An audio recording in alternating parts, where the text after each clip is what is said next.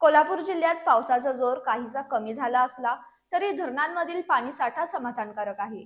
जिल्ह्यातील तब्बल 10 बंधारे पाण्याखाली गेले असून राधानगरी धरणात 8.30 टीएमसी म्हणजेच 99% पाणीसाठा झालाय. दरम्यान गेल्या 24 तासात जिल्ह्यात सरासरी 4.27 मिलीमीटर पावसाची नोंद झाली असून गगनबावडा तालुक्यात सर्वाधिक 19.8 मिलीमीटर पाऊस झालाय.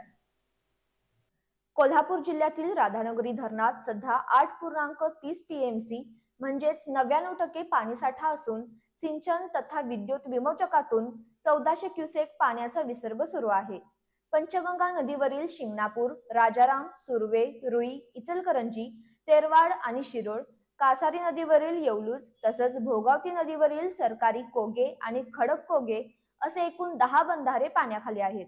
जिल्ह्यातील तुळशी, दूधगंगा, कडवी, चित्री, जंगमहट्टी, घटप्रभा, जांभरे, आंबेआहोळ, सर्फनाला, धामणी यांसह अनेक धरणे 100% भरली आहेत.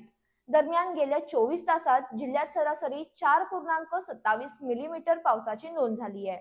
गगनबावडा तालुक्यात सर्वाधिक 19.8 मिलीमीटर तर आजरा तालुक्यात 5.4 आणि भुदरगडमध्ये 5.2 मिलीमीटर पाऊस झाला.